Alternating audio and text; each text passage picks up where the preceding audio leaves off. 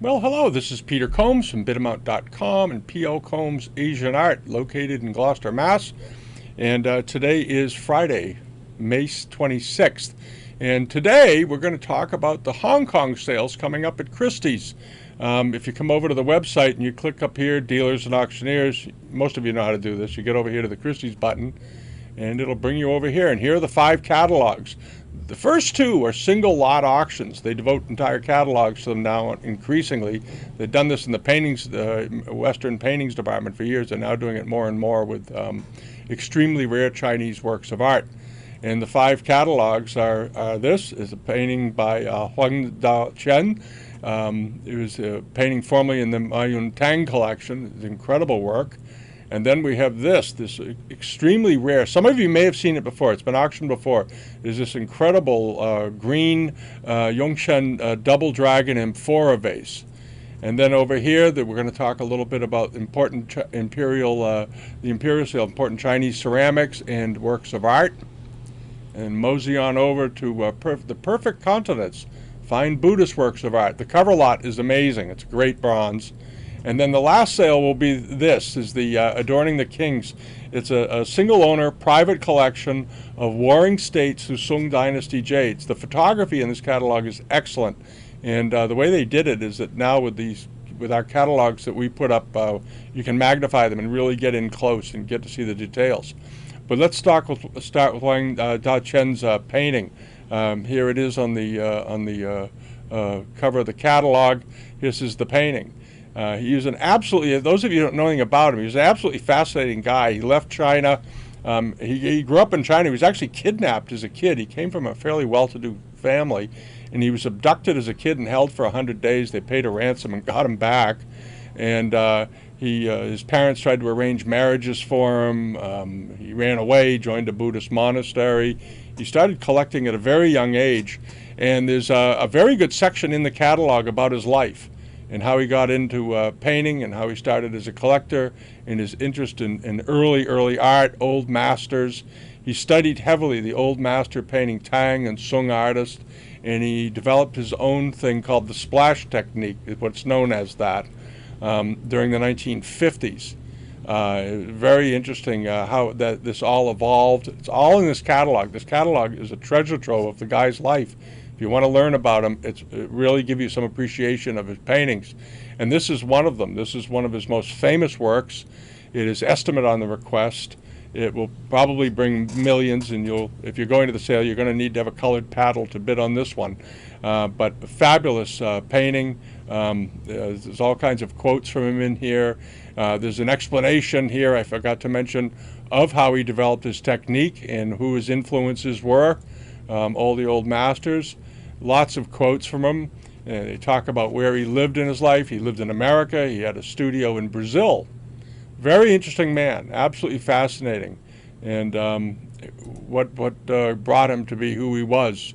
He died in 1983, regrettably, but he had an amazing life and amassed a fabulous art collection of his own during his lifetime. And then over here to this Yongchen amphora vase. It's an absolutely splendid vase. The coloring is exceptional.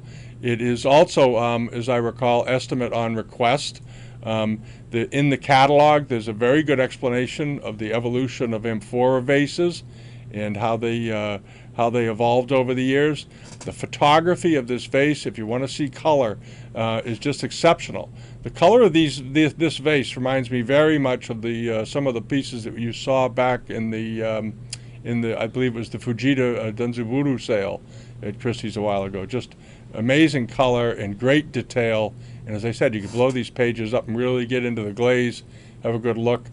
This vase, if it sells, will bring millions. I hope it does.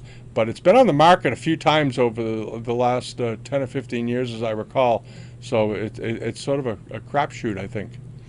And then we get over here. This is the Imperial sale, important Chinese ceramics and works of art. It's a lovely catalog, beautifully produced.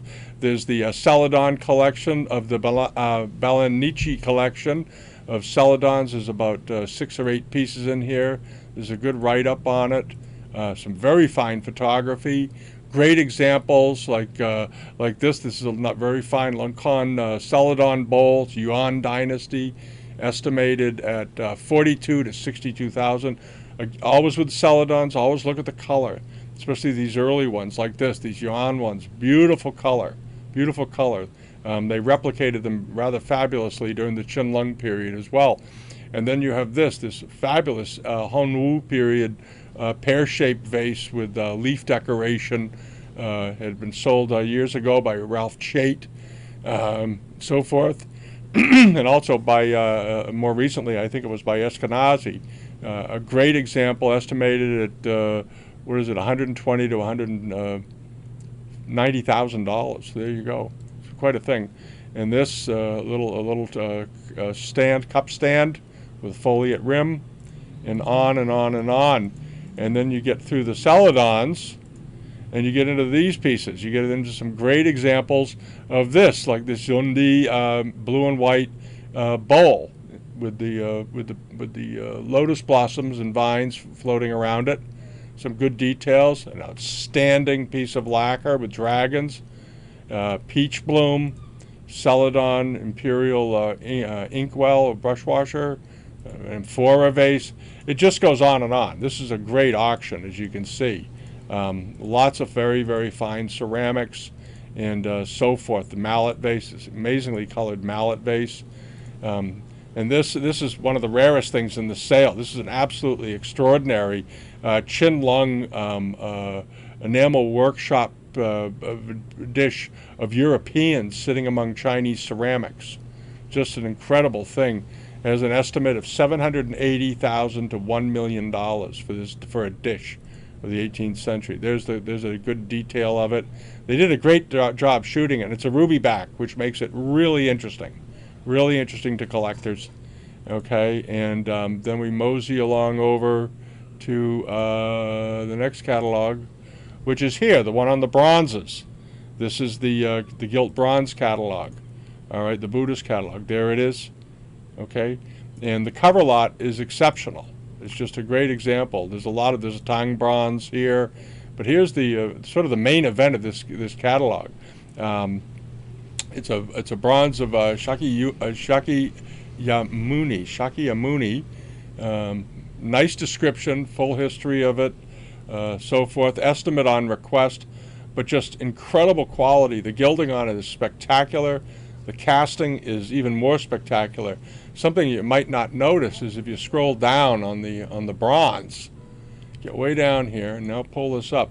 Look at the way they did the folds right here. All these folds, all this detail, beautiful detail work, all the way through this thing, all the way up through the face, the sublime look in the face with the eyes downward cast, these elongated, very elegant earlobes. The whole piece, and then again you have these tremendous folds that were done in the casting up here. It's just it's a great bronze. It's just a great bronze. It'll I don't know what it'll bring. The last time I've seen things like this, they bring in how big is it? It's 15 inches, so what, 3 to 5 million? Who knows? It's whatever the traffic will bear on this kind of a thing. But it's an exceptional bronze. There's some nice detail here of the hands, the fingernails, and all that. And then you get over to pieces like this, these lacquered pieces, rather nice one. There's a bunch of them in here. Stands, there's a good seated example. It's Imperial Ming, beautifully done. The Zuandi mark on it, sitting on a lotus base, just exceptional. What was the estimate on that? I didn't check it. Hold on. Estimate is 5 to 8 million Hong Kong, or 720 to $1 million, 720,000 to $1 million for that. It's a good one. It's 10 inches tall. It's got a nice size, very detailed, very elegant, beautifully done. All right, so check out the bronze catalog. If you like bronzes, there's some superb examples. None of these have a lot of pieces in them. Most of these catalogs, I think the maximum is about 40 lots, but just incredible stuff. This is an absolutely amazing incense burner, dated 1582, silvered parcel, gilt over bronze, just beautiful quality all the way around, unbelievable detail. And this is a rather big piece. It's 15 inches in diameter, and estimated at $250,000 to $390,000 US. So enjoy that catalog. And then over here is Adorning the King's private jade collection. Take some time with this catalog, go through it. There's a lot of good information on the jades, and whoever did the photography in here should get a medal. The photography is clear and excellent, really. Christie's always has good catalogs, as does Sotheby's, but this one is particularly well done, and you get some great opportunities here to really look at the surfaces of old jades.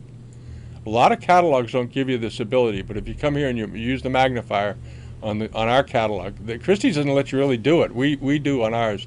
You can really get in to see the surfaces on these jades. See how the light reflects off of them up in here, the handwork and all that, which is crucial to understanding these things.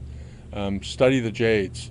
This is a good opportunity because you're not going to see this many of this quality all in one place again anytime soon. The work is just fabulous. This piece here just knocked me out. That's a great little double dragon pendant. Really wonderful. Really wonderful. And it goes on and on and on. It's a very, obviously a great collection. And also the color of the stones are just superb. But look at the way this thing is carved. It's just excellent. Absolutely wonderful. You know, and the estimates are not crazy, so I think the sale will do pretty well. Everything seems to be reasonably estimated. There you go. All right. So those are the 5 catalogs. Take some time, go over to the Bidamount site. We leave the catalogs up forever, so you can always go back and browse them anytime. And for those of you that don't know, I should mention this. Somebody asked me, how do you search? See this little button right up here? There's a search button. It opens up this window, and you can do that. And on this particular catalog format that we're using now, if you click this button, it gives you a menu down the side of pieces. If you want to just hop to them, you can scroll it and then click what you want to go to, and then you can just go to that particular page. All right. So we're going to use this format more and more with our catalogs.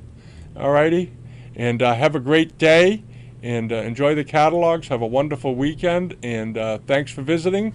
Subscribe to us here on YouTube if you don't already. We do these every week. We do some kind of video. And join us on Bidamount and sign up for the weekly newsletter. All right. Have a great weekend, and talk to you all sometime next week. All right. Bye-bye.